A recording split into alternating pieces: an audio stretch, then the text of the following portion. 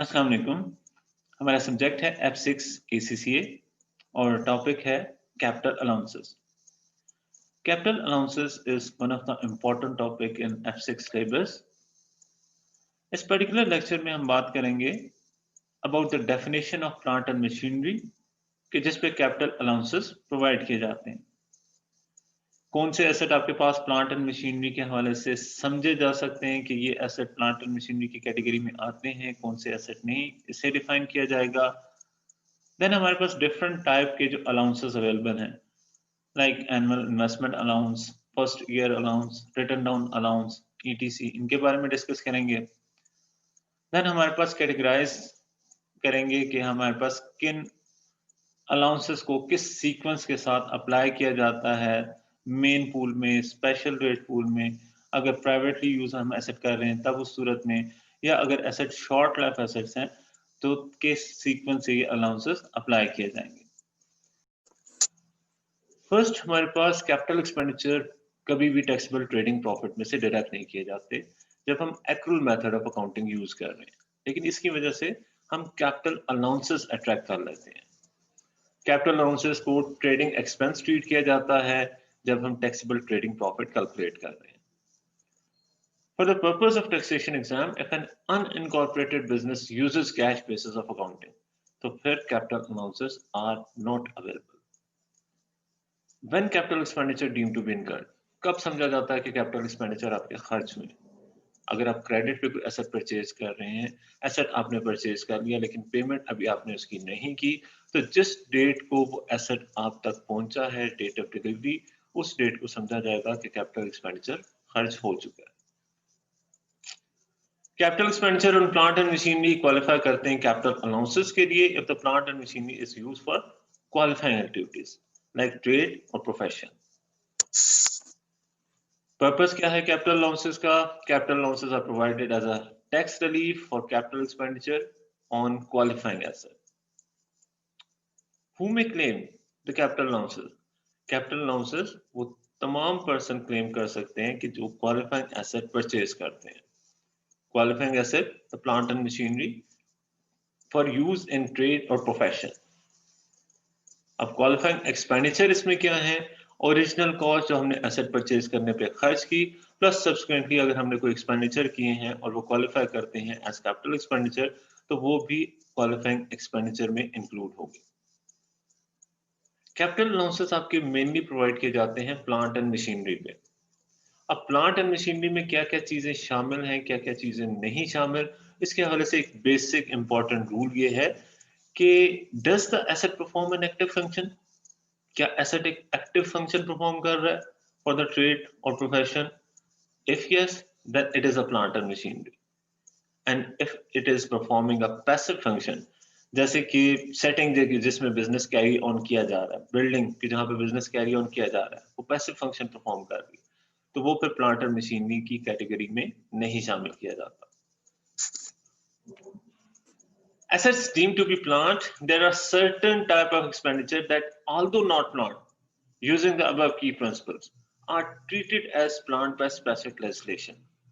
Plant नहीं है लेकिन specific legislation उसे plant समझता है। इनमें है cost of alteration to building needed for the installation of plant. अगर प्लांट इंस्टॉल करने के लिए आपको बिल्डिंग में कुछ ऑल्टरेशन करनी पड़ती है तो उस ऑल्टरेशन की कॉस्ट भी प्लांट शामिल की जाएगी, प्लांट में शामिल की जाएगी। And expenditure on acquiring computer software, ये भी आपके पास PNM plant and machinery consider किया जाएगा। और एसेट जिन्हें नहीं समझा जाता प्लांट, वो है लैंड, बिल्डिंग एंड स्ट्रक्चर, कि जिन्हें प्लांट नहीं समझा जाता कैपिटल अलाउंस पर्पस के लिए। एग्जामिनेशन में जो मोस्ट कॉमन एग्जांपल आपके पास प्लांट एंड मशीनरी की दी जाएंगी वो है computer software, machinery, cars and lorries, office furniture, movable partitioning, air conditioning and alteration of building needed to install plant and machinery. इसके अलावा कुछ केसेस के हवाले से कुछ सर्टेन थिंग्स को प्लांट में शामिल किया जाना है या नहीं किया जाना, ये ऑलरेडी केस स्टडीज के मुताबिक डिसाइड किया गया है। एग्जाम्पल इसमें ये है कि एक कैनोपी, एक पेट्रोल पंप पे जो स्टेशन पे जो कवरेज की जाती है, जो शेडिंग होती है, उसे प्लांट एंड मशीनरी नहीं कंसिडर किया जाता है। It was held to be a part of setting and not plant and machinery. False ceiling in a restaurant were held not to be planned. क्यों? क्योंकि वो अपने डिस्गाइज करने के लिए जो उस पे पाइप्स हैं उनको अनसाइटली पाइप्स हैं उनको आपने हाइड करने के लिए किया. एंड स्विमिंग पूल आपके पास प्लांट एंड मशीनरी समझा जाएगा कार्बन पार्क में कि वो पंपिंग एंड फिल्टरिंग इक्विपमेंट है जिसका एक्टिव रोल है. Now we are talking about building cannot be planned. Buildings को प्लांट नहीं कंसिडर किया जा सकता. अब बिल्डिंग में क्या क्या पार्ट्स हैं कि जिन्हें प्लांट नहीं समझा जाता, वो हैं walls, floors, ceilings, doors, Windows, stairs, main service and system of water, electricity and gas. ये सब प्लांट नहीं समझे जाएंगे. लेकिन देयर आर थिंग्स के which categorize under definition of building, लेकिन फिर भी उन्हें नॉर्मली प्लांट समझा जाता है, जिसमें electrical cold water gas system है जो कि ट्रेड की पर्टिकुलर रिक्वायरमेंट को सेटिस्फाई करने के लिए यूज हो रहे हैं, और to serve particular machinery use for the purpose of trade, या फिर कोई ऐसी मशीनरी की जिसको चलाने के लिए कोई इलेक्ट्रिकल सिस्टम वगैरह चाहिए, तो ऐसी सूरत में वो इलेक्ट्रिकल सिस्टम भी आपका प्लांट कैटेगराइज में किया जाएगा. स्पेस और water heating system, system of ventilation, air cooling, ceiling और फ्लोर कंप्राइजन सच सिस्टम, ये सब भी आपके पास पार्ट ऑफ प्लांट समझे जा सकते हैं if they are necessary for the purpose of trade. Manufacturing or processing equipment, storage equipment, display equipment, counters, checkouts and similar equipment and so on सारी आपको detail, cookers, washing machine, wash basin, furniture and furnishing, lift, escalators, sprinkler, movable partitioning, decorative asset provided for the enjoyment of a public in a hotel, restaurant and similar business. Decorative assets तमाम नहीं, लेकिन hotel restaurant वगैरह में जो decorative assets हैं वो आपके पास plant समझे जाएंगे. Advertising, hoarding sign and similar display. New structure and building allowance as we introduced in Finance Act 2019 will not be examined as it is. It was not legislated prior to the cutoff date for examinable legislation. But in tax examination, if a question includes capital expenditure in structure and building that has been deducted from the accounting profit, जो deduct कर दिया गया already, question में आपको given है और deduct किया हुआ accounting profit में से, तो फिर ये expenditure आपने add back कर देना है adjusted profit की computation में, और capital allowance उस पे claim नहीं किया जाएगा. और इसी तरह अगर कोई capital expenditure structure and building पे गिवन है in the detail of capital addition और डिस्पोजल, तो उसे इग्नोर करना है कैपिटल अलाउंस की कंप्यूटेशन करने के लिए. जी, now it is about the main pool, general pool. General expenditure on plant and machinery becomes part of a pool expenditure upon which capital allowances are claimed. Normally, capital allowances are not calculated on individual assets. Most items of plant and machinery purchase are included in main pool. Also, some motor cars will also be included in this pool. अब उसमें कौन सी motor cars हैं कि जिन्हें main pool में शामिल किया जाएगा?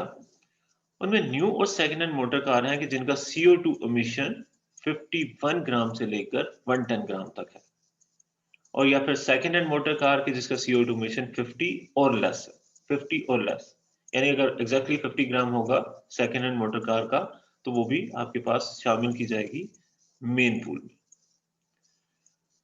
सर्टेन आइटम्स जो कि इसमें मेन पूल में शामिल नहीं की जाती, जैसे कि अनइनकॉर्पोरेटेड बिजनेस की अगर हम बात करें, तो ऐसी मोटर कार के जिसका CO2 emission, new motor car के जिसका CO2 emission 50 ग्राम से लेस है. अगर न्यू मोटर कार का CO2 emission 50 ग्राम से लेस है, तो then it attracts first year allowance, जिसे हम आगे डिस्कस करेंगे. न्यू और second hand cars with a CO2 emission in excess of 110 gram per kilometre, तो इनको स्पेशल रेट पूल में शामिल किया जाता है, इसे भी हम आगे डिस्कस करेंगे. Assets that are used partly for private purpose by the owner of the business, partly private purpose के लिए हैं, तो इसके लिए सेपरेट कॉलम बना के अलग से कैलकुलेशन की जाती है. स्पेसिफिकली हम कैसे इसे कैलकुलेट करेंगे, क्या स्टेप वाइज अप्रोच होगी, इसे भी डिस्कस करते हैं. Expenditure incurred on short life asset where an election to depool is made. Short life asset कि जिनकी लाइफ एक्सपेक्टेड है कि 8 ईयर से कम होगी. And last is expenditure incurred on item that form part of special rate pool. तो इन सबको आपके पास main pool में शामिल नहीं किया जाता। Next thing is about annual investment allowance. Annual investment allowance is a 100% allowance for first 10 lakh pounds of expenditure incurred by a business in a 12-month period on plant and machinery. Plant and machinery में 12 महीने के अरसे में जो 10 लाख के पहले 10 लाख के expenses किए जाते हैं उस पे 100% एनुअल इन्वेस्टमेंट अलाउंस प्रोवाइड किया जाता है। लेकिन रूल क्या है? पहली बात, ये तमाम बिजनेस को अवेलेबल है, लेकिन कार्स को अवेलेबल नहीं है। बिजनेस में जो आप एसेट यूज करते हैं कार्स, उन पे एनुअल इन्वेस्टमेंट अलाउंस नहीं अप्लाई होता। Available on acquisition of plant and machinery in the main pool and acquisition of special rate pool items. हम अब ये कंसिडर करेंगे कि कैसे किस तरतीब से हम एनुअल इन्वेस्टमेंट अलाउंस को कंसिडर करेंगे कि अगर आपके पास नॉर्मल प्लांट एंड मशीनरी और स्पेशल पूल रेट के हिसाब से, रेट पूल के हिसाब से आपको प्लांट एंड मशीनरी गिवन है। सेकंड, आपके पास ये जो 12 महीने के पीरियड में इसकी अमाउंट है वो 10 लाख तक है। यानी अगर आपके पास अकाउंट का पीरियड जो है मोर देन 12 मंथ और लेस देन 12 मंथ होगा तो अकॉर्डिंगली 10 लाख की अमाउंट अपोर्शन कर ली जाएगी। बट रिमेंबर, ये जो है वो आपके पास लेंथ ऑफ ऑनरशिप की बेस पे नहीं है, ये अकाउंटिंग पीरियड की बेस पे इसकी अमाउंट को अपोर्शन किया जाएगा। अकाउंटिंग पीरियड अगर आपके पास 12 महीने से ज्यादा है, लाइक से 15 मंथ्स है, तो 10 lakh multiply bye 15 divided by 12, ये आपके पास एक्सटेंडेड एनुअल इन्वेस्टमेंट अलाउंस की लिमिट हो जाएगी।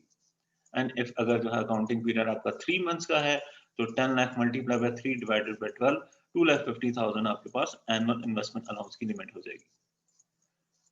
Not available in the period of account in which the trade ceases. जिस पीरियड में ट्रेड जो है खत्म हो रही है उस पीरियड में एनुअल इन्वेस्टमेंट अलाउंस अवेलेबल नहीं होगा।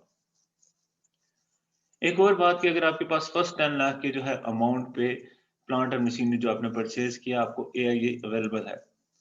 वर्ड इफ कि अगर आपने प्लांट एंड मशीनरी पे 12 लाख का एक्सपेंस किया है, ऐसी सूरत में फर्स्ट 10 लाख पे तो AIA आपका क्लेम हो जाएगा, बाकी एक्सेस अमाउंट आपकी मेन पूल में आ जाएगी। नेक्स्ट थिंग इज कि tax paid does not have to claim all or any of the AIA। उसे क्लेम करने की जरूरत नहीं है और ना ही AIA को कैरी फॉरवर्ड किया जा सकता है। यानी एक साल आपने प्लांट एंड मशीनरी 10 लाख से कम परचेज किया, 8 लाख का परचेज किया, आपके पास 2 लाख का इन्वेस्टमेंट अलाउंस अनयूज रह गया, तो आप उसे कैरी फॉरवर्ड नहीं कर सकते। Now it is about first year allowance. First year allowance आपके पास 100% first year allowance available है on the purchase of low emission car, जिसके हवाले से हमारे पास रूल ये है कि अगर आप नई कार परचेज कर रहे हैं जिसका CO2 emission 50 ग्राम और लेस है, यानी 50 ग्राम है, तब भी उस पर फर्स्ट ईयर अलाउंस मिलेगा। तो ये 100% अलाउंस मिलता है। Like AIA and WDA, FYA is never time apportion। यानी आपके पास 12 महीने से कम टाइम पीरियड है या ज्यादा टाइम पीरियड है, दोनों सूरतों में अगर आपने इस साल परचेज किया है वो एसेट, वो कार परचेज की है, तो उस पर फुली फर्स्ट ईयर अलाउंस आपको अवेलेबल होगा, चाहे आपने last date of the year पे परचेज किया। Second, if the FYA is not claimed at all, the WDA is available। अगर आप क्लेम नहीं करते, choose not to claim the FYA, तो फिर उस पर WDA रिटर्न ऑन अनाउंस आपको अवेलेबल होगा। Or if the FYA is only partially claimed, the balance of cost goes into the main pool, but is not entitled to any other allowance in that year। अगर आप FYA claim नहीं करते तो जो balance की amount है वो आपकी चली जाएगी मेन पूल पे और इस पे कोई और अलाउंस आपका क्लेम नहीं किया जा सकता। FYA are not given in the final period of trading, यानी अगेन जिस पीरियड में ट्रेड आपकी सीज हो रही है, खत्म हो रही है, उस पीरियड में FYA अवेलेबल नहीं होगा। If the low emission car is not new, it is treated as same way। यानी हम पहले पढ़ चुके हैं, हमारे पास मेन पूल में शामिल किया जाता है कि अगर आपकी सेकंड हैंड कार की CO2 emission 50 ग्राम या उससे कम है। रिटर्न डाउन अलाउंस आपका 18% के हिसाब से दिया जाता है रिड्यूसिंग बैलेंस बेसिस पे मेन पूल की आइटम पे। यानी मेन पूल में आपके पास जितनी भी अमाउंट स्पेंड हो चुकी है उसके सम पे 18% अलाउंस प्रोवाइड किया जाएगा और ये अलाउंस रिटर्न ऑन बेसिस पे प्रोवाइड किया जाएगा। It is given on the unrelieved expenditure in the main pool brought forward at the beginning of the period of account plus addition जो भी आपने किए हैं जिन पे AIA या FYA अवेलेबल नहीं है, प्लस एनी एडिशन के जो AIA में कवर नहीं होता, यानी लिमिट से बढ़ जाता है, और after taking account of disposal. यानी हमारे पास WDA कैसे प्रोवाइड किया जाएगा? जो ओपनिंग बैलेंस है हमारे पास WDA का, उसमें जो भी आपने इस साल के दौरान एसेट परचेज किए, जो प्लांट एंड मशीनरी में आते हैं, लेकिन इन पे एनुअल इन्वेस्टमेंट अलाउंस नहीं अवेलेबल, उन पे फर्स्ट ईयर अलाउंस अवेलेबल नहीं है, या उन पे एनुअल इन्वेस्टमेंट अलाउंस तो अवेलेबल है, लेकिन जो फर्स्ट 10 लाख की लिमिट है वो क्रॉस हो चुकी है, एक्सेस अमाउंट आपके पास मेन पूल में आ रही है। सम अप करके इनको उनमें से जो कोई एसेट डिस्पोज ऑफ किया है उसकी वैल्यू लेस कर देंगे और रिमेनिंग अमाउंट पे WDA कैलकुलेट किया जाएगा। फॉर एग्जांपल आपके पास ग्रेस कमेंस कर रहा है ट्रेडिंग ऑन 1 जनवरी 2019 और trading profit adjusted for tax purpose but before capital losses is given as 15,20,770 in the year ended 31st December 19 and 15,25,000 in the year ended 31st December 20. अब mention कर रहे हैं कि on 9th May 2019 she bought plant and machinery for 12,50,000। तो हमारे पास annual investment allowance की limit जो है वो 10 लाख है, इसने परचेज किया 12,50,000 का, तो एक्सेस पोर्शन जो आपके पास 12,50,000 माइनस 10 लाख आता है 2,50,000, वो आप मेन पूल में ट्रांसफर कर देंगे। A second-hand motor car with a CO2 emission of 103 grams per kilometer for 6,500 की हमने एक सेकेंड हैंड कार खरीदी है। अगर सेकेंड हैंड कार की CO2 emission 51 ग्राम से 110 ग्राम के दरमियान है तो उसे भी मेन पूल में रिकॉर्ड किया जाता है। And a new motor car with a CO2 emission of 42 grams per kilometer for 13,600. New motor car के जिसका CO2 emission 50 या उससे लेस हो, 50 ग्राम या उससे लेस हो, तो ऐसी सूरत में उस पर फर्स्ट ईयर अलाउंस 100% प्रोवाइड किया जाता है। तो that is how it would be mention. First आपके पास आप कैलकुलेट कर रहे हैं मेन पूल में आपके पास गाड़ी आ रही है, कार आ रही है कि जिसका CO2 emission 103 है, लेस देन 110। देन आपके पास प्लांट एंड मशीनरी में से 10 लाख की लिमिट पे आपको इन्वेस्टमेंट अलाउंस अलाउ है, जो कि डायरेक्टली अलाउंसेस में शामिल कर दिया जाएगा। An excess amount would be transfer to main pool which is 2,50,000। Hence the total would be 2,56,500, जिस पे 18% आपका रिटर्न ऑन अलाउंस चार्ज किया जाएगा, रिकॉर्ड किया जाएगा और वो अलाउंसेस में ट्रांसफर कर देंगे।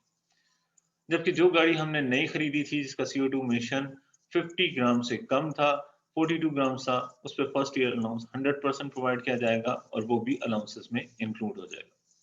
Hence, total amount of allowance would be 10 lakh plus 46,170 plus 13,600. It would be 10 lakh 59,770.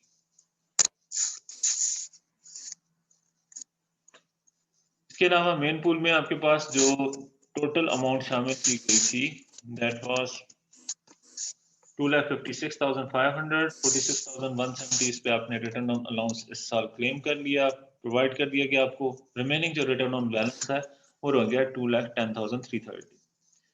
In the next year this is the opening TWDV, जिसमें से उस साल का अलाउंस, क्योंकि इस साल कोई हमने नया एसेट परचेज नहीं किया, ना ही कोई एसेट सेल किया, किसी प्लांट एंड मशीनरी के हवाले से कोई एसेट जब परचेज नहीं किया गया, कोई और अलाउंस हमें नहीं मिल रहा, तो जो हमारे पास जो कैरिड फॉरवर्ड बैलेंस है 2,10,330 का, उस पर 18% WDA हमारे पास आ गया 37,859 and that is the amount of allowance in the second year 37,859 and remaining TWV will be carried forward in the next year.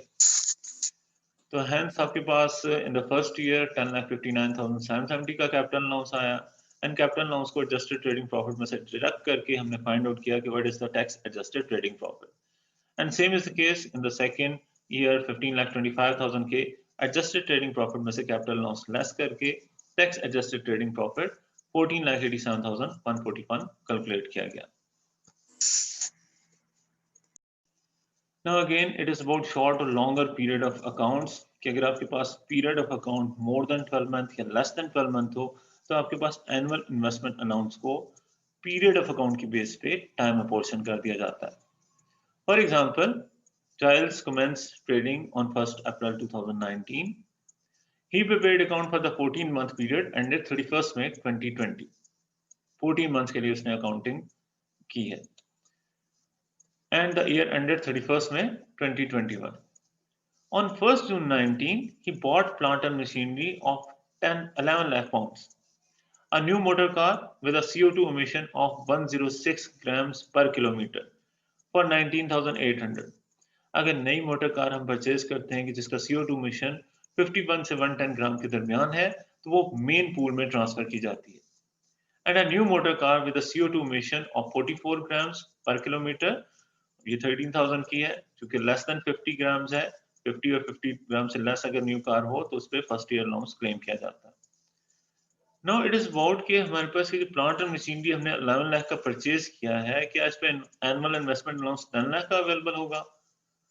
So answer is no, because हमारे पास accounting period के जिसके हवाले से हमने अकाउंट्स मेंटेन किए in the first year, वो 14 months का पीरियड है। To find out the limit of annual investment allowance, हम 10 लाख की अमाउंट को मल्टीप्लाई बाय 14 डिवाइडेड बाय 12 करेंगे तो हमारे पास लिमिट आ जाएगी, that comes around of 11,66,000। Limit हमारे पास इंक्रीज होके एक्सटेंड होके आ जाएगी 11,66,000। और अगर उसमें से 11 लाख की अमाउंट आपके पास प्लांट एंड मशीनरी खरीदने पे स्पेंड हुई है इन 14 मंथ्स में, तो ये सारी की सारी आपके पास एनुअल इन्वेस्टमेंट अलाउंस के लिए क्लेम की जा सकती है।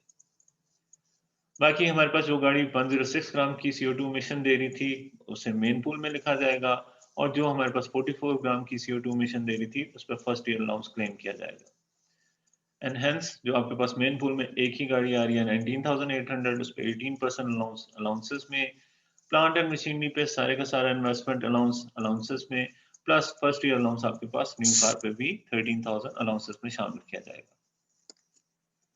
हेंस आपके पास total allowance 11 lakh plus 4,158 plus 13,000, 11 lakh 17,158 आ जाएगा। जबकि नेक्स्ट ईयर के लिए टोटल रिटर्न डाउन वैल्यू जो ट्रांसफर की जाएगी वो 19,800 माइनस 4,158, 15,642 होगी। क्योंकि नेक्स्ट ईयर हमने कोई भी चीज परचेज नहीं की, किसी भी चीज पे अलाउंस अवेलेबल नहीं है, दैट इज वाई इसी 15,642 पे डायरेक्टली 18% रिटर्न ऑन अलाउंसेस में शामिल किया जाएगा। एंड सेकंड ईयर के लिए अलाउंसेस आपके पास 2,816। Length of ownership in the period of account, it is important to distinguish between length of period of account and length of ownership of the asset during a period. In accordance with tax rules, आपके पास length of ownership of asset matter नहीं करता। एक asset अगर आप साल की last date को भी परचेज कर रहे हैं तो उस पर भी आपको रिटर्न ऑन अलाउंस अवेलेबल होगा। लाइक एक एसेट आपने 31 मार्च 2020 को परचेज किया तो उस पर भी आपको return on allowance same percentage के साथ, सेम कैलकुलेशन के हिसाब से रिकॉर्ड किया जाएगा कि अगर वो एसेट आपने 10 अप्रैल 19 को परचेज किया होता। यानी पीरियड ऑफ ओनरशिप मैटर नहीं करती for calculating return on allowance. हाँ, अगर आपने पीरियड ऑफ अकाउंट के हवाले से बात करें, पीरियड ऑफ अकाउंट अगर आपका 8 मंथ्स है इन द फर्स्ट ईयर, तो ऐसी सूरत में रिटर्न ऑन अलाउंस आपका प्रोपोर्शनेटली रिकॉर्ड किया जाएगा। Sale of plant and machinery, जब भी कभी एसेट कोई सेल किया जाता है तो उस सेल एसेट की वैल्यू मेन पूल में से डिडक्ट कर दी जाती है। बट कौन सी वैल्यू डिडक्ट की जाती है? सेल एसेट की वैल्यू डिडक्ट करते हुए हमने कंसिडर ये करना है sale price of an asset और original cost, whichever is less. या तो हम सेल प्राइस और ओरिजिनल कॉस्ट ऑफ एसेट को कंपेयर करेंगे, उनमें से जो भी वैल्यू कम होगी वो मेन पूल में से डिडक्ट कर दी जाएगी। Like an example, Glen prepare accounts कर रहा है 31 मई को। In the year 31 May 2020 the following transaction took place. 5 जून को उसने प्लांट सोल्ड किया फॉर 1200, जो कि उसने परचेज किया था फॉर 8,000 पाउंड। तो यहाँ पे सेल प्रोसीड 1200 है, ओरिजिनल कॉस्ट 8,000 है, विच एवर इज लोअर के कॉन्सेप्ट के मुताबिक हम 1200 मेन पूल में से डिडक्ट कर देंगे। सेकेंड थिंग इज 3 सितंबर 2019 को प्लांट परचेज किया गया 2,04,000 का। 2,04,000 का जो प्लांट परचेज कर रहे हैं उस पर एनुअल इन्वेस्टमेंट अलाउंस क्लेम किया जाएगा, कैलकुलेट किया जाएगा, और वो आपके पास कैपिटल अलाउंस में इंक्लूड होगा। Compute the capital allowance for the year ended 31st May 2020, assuming that total written down value on 1st June 19 was 10,000. तो हम 10,000 में से 1,200 की सेल प्रोसीड जो कि ओरिजिनल कॉस्ट है लेस है वो डिडक्ट करेंगे, बाकी 8,800 पर 18% रिटर्न ऑन अलाउंस कैलकुलेट किया जाएगा। जबकि 2,04,000 का जो नया एसेट है उस पर एनुअल इन्वेस्टमेंट अलाउंस 100% आ जाएगा, because 2,04,000 is less than 10 lakh limit. Balancing charge. The next thing is balancing charge. Initially, the asset is put into the pool at its original cost. If on disposal of asset, the sale proceed exceed the balance brought forward. If the sale proceed exceed the total written down value of that asset, तो आपके पास negative answer आ जाता है. The pool balance will become negative because too many allowances have been claimed in the past. कि आपके पास allowances ज़्यादा claim कर दिए गए हैं उस asset पे. Negative amount can be said it is equal to the excess allowance previously given. जो पहले से excess allowances को दे दिए गए हैं, that is the negative amount, and these will be recovered and charged to tax by means of balancing charge. और इस पे tax charge किया जाएगा. The balancing charge reduce the capital allowance. अब चूंकि चार्ज किया जा रहा है, कैपिटल अलाउंस हमारे पास डिडक्शन अवेलेबल है, तो ये कैपिटल अलाउंस जो डिडक्शन है उसे रिड्यूस कर देगा. And if there is an overall net balancing charge, it is added to the tax adjusted trading profit. Because आपके पास एक कंसेशन यानी जो डिडक्शन है ट्रेडिंग प्रॉफिट को कैलकुलेट करते हुए कैपिटल अलाउंस उसको रिड्यूस कर देता है, इट मींस कि ये टैक्स एडजस्टेड प्रॉफिट को इंक्रीज कर देता है. That is why net balancing charge को ऐड कर दिया जाता है टैक्स एडजस्टेड ट्रेडिंग प्रॉफिट में. For example, Gavin has traded for many years as an ice cream manufacturer. He prepares accounts to 30th June, and during the year 30th June 2020, he made the following transaction. 14th July 2019, sold some machinery for 12,100, which originally cost 26,000. 12,100 sale proceed. Original cost 26,000. तो हमें whichever is less के तहत 12,100 की amount को subtract कर देना है main pool में से. 30th अगस्त 2019 को परचेज की गई एक new car with CO2 emission of 50 grams per kilometer for 14,000. Remember, हमारे पास अगर नई गाड़ी की CO2 emission 50 ग्राम या उससे कम हो तो उस पर फर्स्ट ईयर अलाउंस कैलकुलेट किया जाता है. 16 March 2020 को purchase some equipment for 1,23,500. Because 1,23,500 का हम एसेट परचेज कर रहे हैं, सारे की सारी प्राइस पे हम एनुअल इन्वेस्टमेंट अलाउंस जो है वो क्लेम कर सकते हैं, बिकॉज एनुअल इन्वेस्टमेंट अलाउंस हमें 10 लाख तक की अमाउंट का अवेलेबल है. The total return down value at 1 July 19, opening value आपके पास 11,000 है. यानी मेन पूल में आपके पास कोई भी आइटम नहीं आएगी. जो नया एसेट आपने इक्विपमेंट परचेज किया 123,500 का, उस पे एनुअल इन्वेस्टमेंट अलाउंस क्लेम कर दिया जाएगा, वो कैपिटल अलाउंस आ जाएगा. जबकि जो कार हमने परचेज की है वो क्वालिफाई करता है फर्स्ट ईयर अलाउंस के लिए, तो वो 100% फर्स्ट ईयर अलाउंस में आ जाएगा. मेन पूल में इनमें से कोई भी आइटम ट्रांसफर नहीं होगी.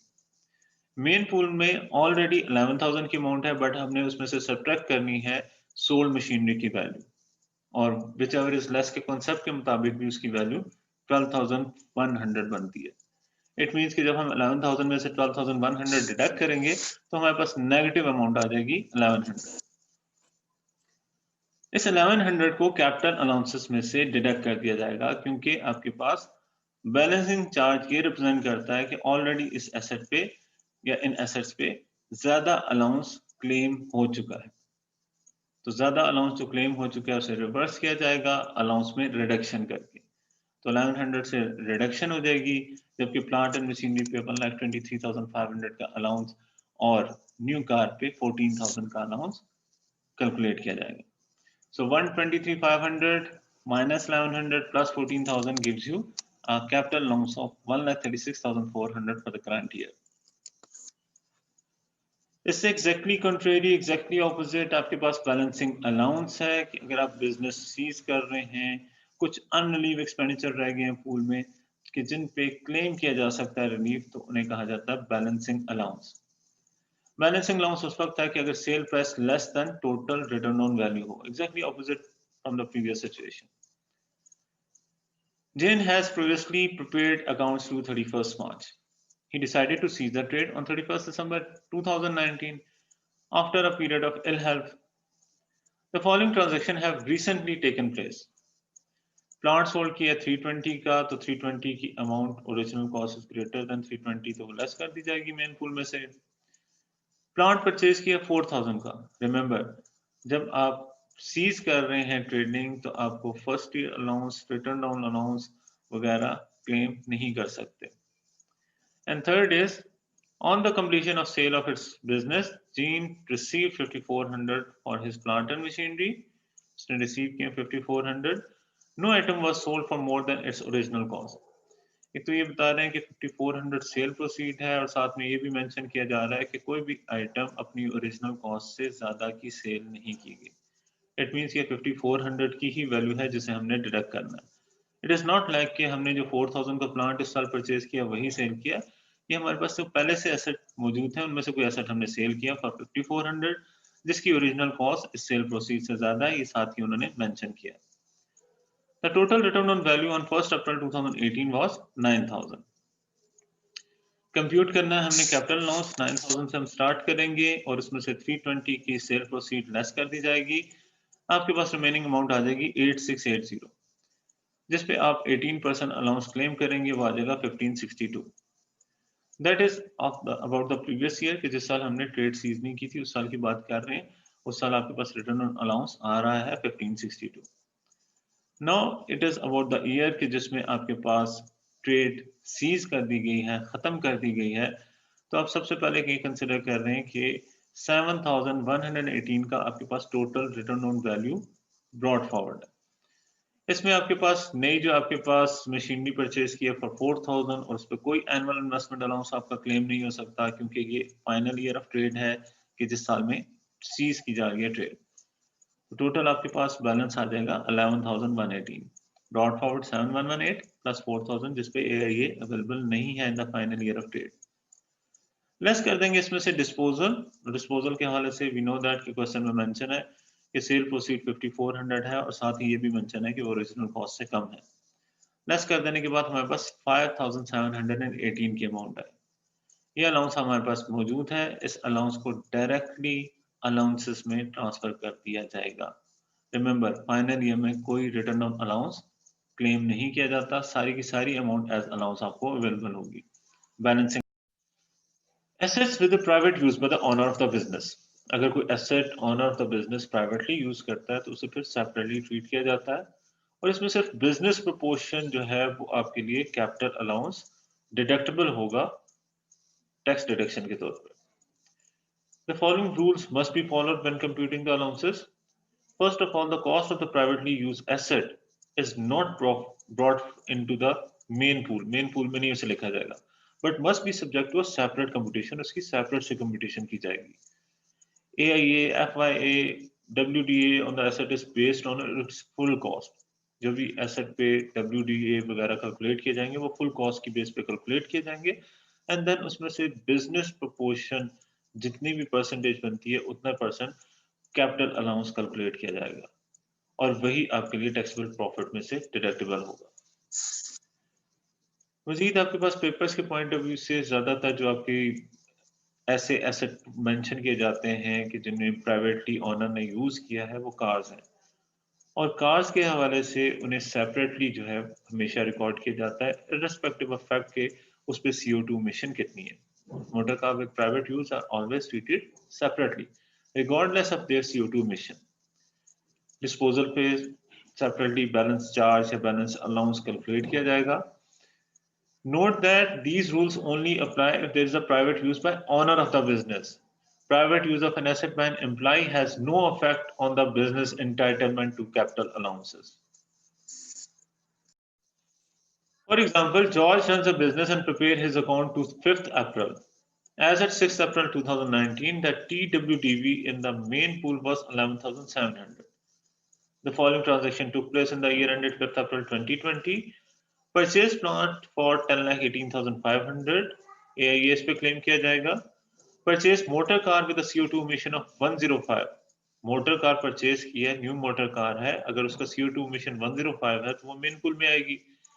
Sold some machinery of 8500, original cost की 18,000 है तो as per rule whichever is lower के कॉन्सेप्ट के मुताबिक 8500 would be deducted from main pool. And purchase a motor car with CO2 emission of 103 for 9400. But इसके मुतालिक मेंशन किया गया है कि use 45% for private use by George. 45% private use के लिए की गई है. That is why irrespective of fact कि उसकी CO2 इमिशन क्या है इसे सेपरेट कॉलम में मेंशन किया जाएगा. फर्स्ट हमारे पास 11,700 मेन पूल में पहले से बैलेंस है। 19,000 की कार जो कि जिसका CO2 इमिशन 51 से 110 ग्राम्स के दरमियान है, वो भी मेन पूल में रिकॉर्ड की जाएगी। And private car use separate column में मेंशन की जाएगी 9,400। जबकि 10,18,500 का जो प्लांट एंड मशीनरी खरीदा उस पे 10 लाख का AIA अवेलेबल होगा। बाकी 18,500 आपके पास मेन पूल में रिकॉर्ड कर दिया जाएगा। एसेट जो सेल किया गया है उसकी disposal value lower of cost and sale price के हवाले से 8500 सब्ट्रैक्ट कर दी जाएगी एंड हेंस 40,700 आपके पास मेन पूल की सम टोटल आ जाएगी। इस 40,700 का 18% आप रिकॉर्ड करेंगे एज अलाउंसेस, डिडक्ट भी कर दिया जाएगा मेन पूल में से, और 33,374 कैरी फॉरवर्ड कर दिया जाएगा। जबकि प्राइवेट यूज कार में 9400 पे आप 18% ही अलाउंस कैलकुलेट करेंगे विच कम्स एज 1692, और इसे सब्ट्रैक्ट करके टोटल WDV जो अगले साल ट्रांसफर किया जाना है वो 7708 आएगा। बट ये जो 1692 हमने रिटर्न ऑन अलाउंस कैलकुलेट किया है इसका 55%, क्योंकि 45% अगर प्राइवेट यूज है तो 55% बिजनेस यूज है, तो इसका 55% अलाउंसेस में शामिल किया जाएगा। Now it is about special rate pool. Special rate pool is a pool of qualifying expenditure that operate in the same way as the main pool, except that जो rate है वो आपका 18% की जगह 6% प्रोवाइड किया जाएगा। अब क्वालिफाइंग एक्सपेंडिचर इस सिलसिले में कि जिन पे स्पेशल रेट पूल आता है या स्पेशल रेट पूल के जो ग्रुप हैं वो उनमें क्या क्या शामिल हैं, वो एक्सपेंडिचर जो लॉन्ग लाइफ एसेट पे किए गए हैं, वो एक्सपेंडिचर जो इंटेग्रल फीचर ऑफ बिल्डिंग और स्ट्रक्चर पे किए गए हैं, thermal insulation of building, high emission car के जिनका CO2 emission greater than 110 grams है, ये सब आपके पास स्पेशल रेट पूल में रिकॉर्ड किए जाते हैं। अब इसमें लॉन्ग लाइफ एसेट उस एसेट को कहेंगे कि जिसकी लाइफ 25 ईयर या उससे ज्यादा हो और जिसपे एटलीस्ट 1 लाख की कॉस्ट खर्च की गई हो इन अ 12 मंथ पीरियड। फॉलोइंग कॉस्ट कभी भी लॉन्ग लाइफ एसेट नहीं कंसिडर की जा सकती। फॉलोइंग एसेट्स कभी भी लॉन्ग लाइफ एसेट कंसिडर नहीं किए जा सकते: motor car, plant and machinery situated in a building that is used as a retail shop, showroom, hotel और office. Integral feature of building और स्ट्रक्चर थर्मल इंसुलेशन में आपके पास expenditure include on electrical and including lighting system, cold water system, space or water heating system, external solar shading, powered system of ventilation, air cooling, air purification, lift, escalator and moving walkways, ये सब शामिल। Thermal insulation in all business building except residential building is also included in the special rate pool. High mission car भी आपके पास इसमें शामिल है, तो remember इसमें हमारे पास WDA की परसेंटेज इंस्टेड ऑफ 18% 6% है। अब अगर आपको AIA क्लेम करना है तो वो किस सीक्वेंस से क्लेम किया जाएगा कि जो टैक्स पेयर के लिए ज्यादा बेनिफिशियल है, यानी जो कैपिटल अलाउंस को इंक्रीज कर सकता है सीक्वेंस, वो कुछ ऐसे है कि AIA सबसे पहले अप्लाई किया जाएगा स्पेशल रेट पूल की आइटम्स पे, उन एसेट्स पे कि जो स्पेशल रेट पूल की कैटेगराइजेशन में आते हैं। Then main pool, then short life asset जो भी हम इसके बाद देखेंगे, and then private use asset. इस सीक्वेंस से AIA अप्लाई किया जाएगा। सबसे पहले स्पेशल रेट पूल, फिर मेन पूल, फिर शॉर्ट लाइफ एसेट, फिर private use asset. For example, Apple runs a manufacturing business and prepare her accounts to 31st March each year. As at 1st April 2019, the tax return on value in the main pool was 43,000. In the year ended 31st March 2020, Apple incurred the following expenditures. आपके पास tax return on value 43,000 given है। अब उसने क्या क्या expenditure किए हैं? 10,08,000 के उसने new air conditioning system for the factory area which is expected to be lost for 30 years. तो 30 इयर्स और 10 लाख, 1 लाख से ज्यादा उसकी वैल्यू स्पेंड हुई है, अमाउंट स्पेंड हुई है, और लाइफ भी उसकी 30 इयर्स है, 25 इयर्स से ग्रेटर है। इट मींस कि लॉन्ग लाइफ एसेट है जिसे स्पेशल रेट पूल में लिखा जाएगा। Purchase a new computer and related software for 25,000 and 5,000. Spent 1,15,000 on a new packing machine. Apple also incurred 4,000 on alteration to the factory in order to accommodate a new machine. 1,15,000 new packing machine पर खर्च की गई, 4,000 alteration की गई factory में ताकि new machine को accommodate किया जा सके। इसके अलावा CO2 इमिशन, कार परचेज की है CO2 इमिशन जिसकी 145 है, विच मीन्स कि वो भी स्पेशल रेट पूल में आएगी 28,000। इन एडिशन मशीनरी सेल की गई 10,000 की, जिसकी ओरिजिनल कॉस्ट 60,000 है, तो विच एवर इज लेस के कॉन्सेप्ट के मुताबिक 10,000 की वैल्यू सेट कर दी जाएगी। तो फर्स्ट तो हमारे पास मेन पूल में 43,000 की वैल्यू आएगी, जो कि टोटल रिटर्न ऑन वैल्यू की ब्रॉड फॉरवर्ड अमाउंट है। देन 10,08,000 में से आपके पास 10 लाख की अमाउंट जो मैक्सिमम अवेलेबल है, उस पे अलाउंस प्रोवाइड किया जाएगा लॉन्ग लाइफ एसेट के तौर पे, स्पेशल रेट पूल के तौर पे।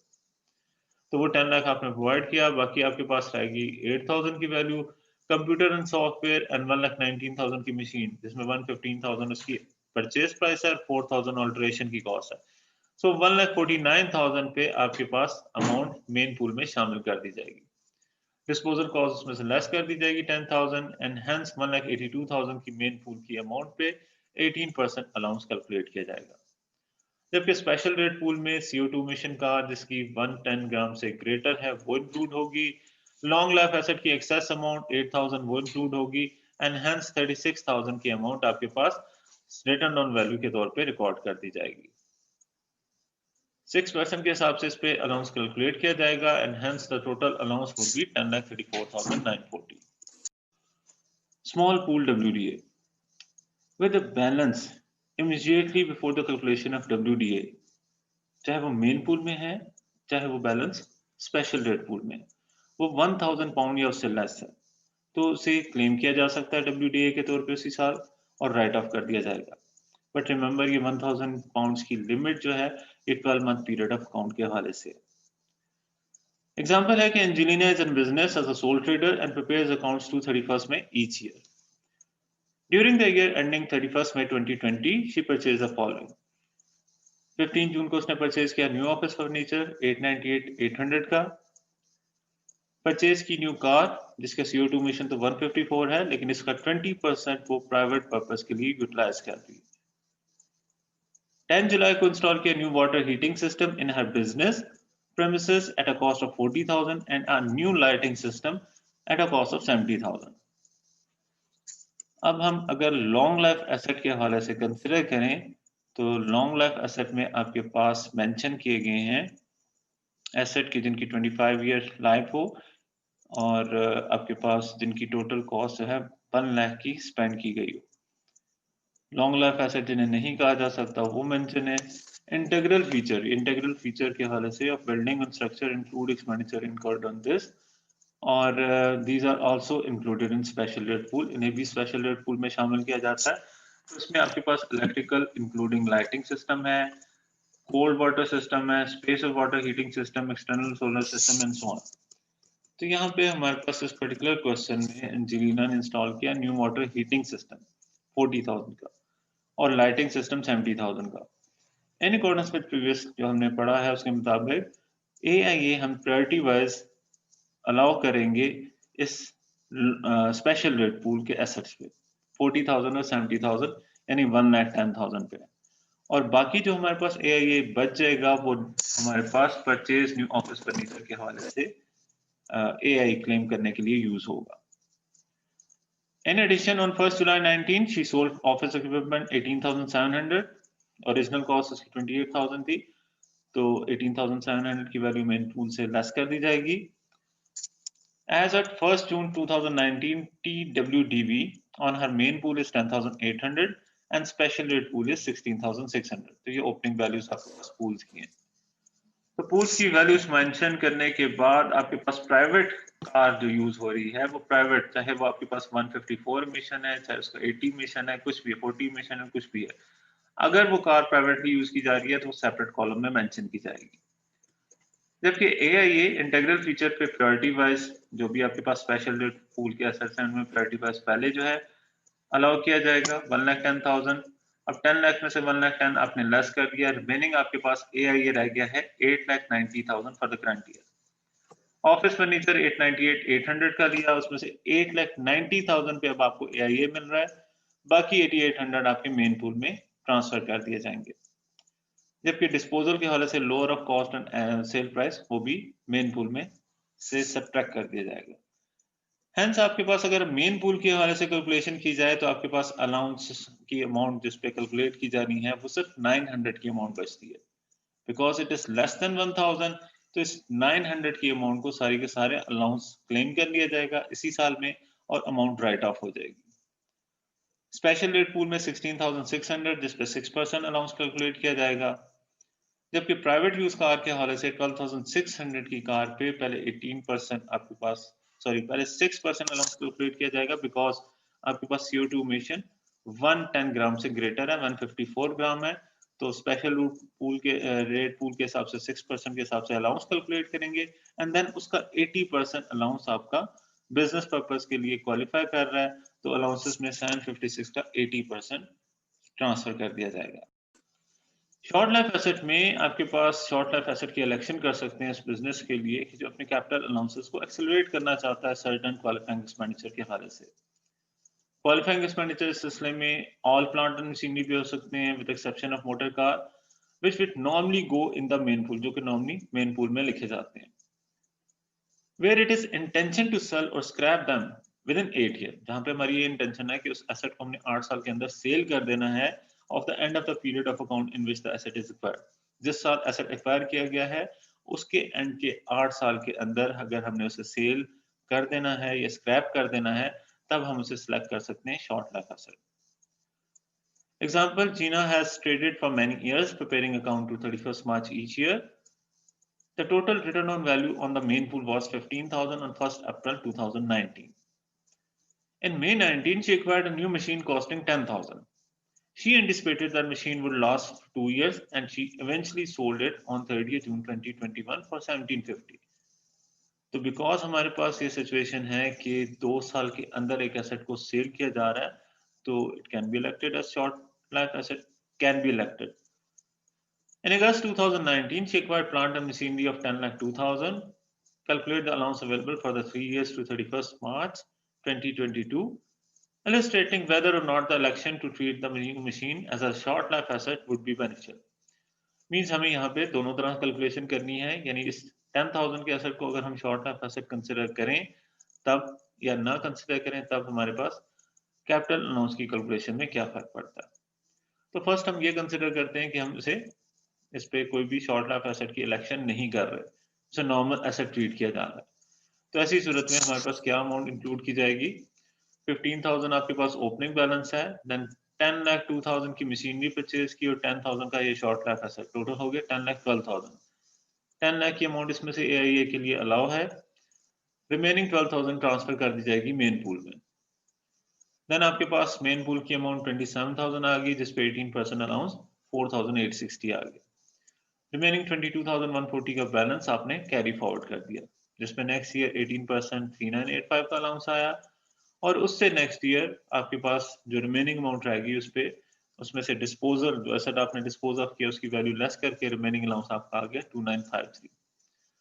हेंस इन 3 सालों में सीक्वेंस के लिहाज से 10,04,860, 3,985 एंड 2,953 का टोटल अलाउंस आपने कैलकुलेट किया without making a short life asset election. और अगर आप उसे शॉर्ट लाइफ एसेट अलग कर लेते हैं तो आपके लिए क्या बेनिफिट है, आपके पास टोटल एसेट पे 10,12,000 नहीं 10,02,000 के होंगे प्लांट एंड मशीनरी, जिसमें से AIA 10 लाख तक का डिडक्ट कर देने के बाद 2,000 की अमाउंट ट्रांसफर होगी मेन पूल में। अब मेन पूल में 17,000 की अमाउंट पे 18% allowance in the first year, balance पे 18% इन द सेकंड ईयर और थर्ड आपके पास जो बैलेंस आपके पास आया थर्ड ईयर में उस पे अलाउंस आ जाएगा थर्ड ईयर 2058।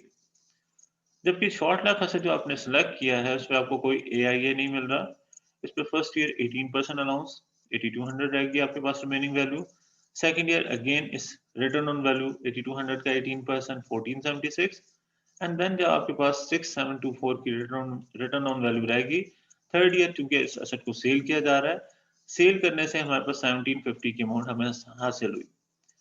रिमेनिंग हमारे पास 4974 की अमाउंट आ गई जो कि हमारे लिए बैलेंसिंग अलाउंस है।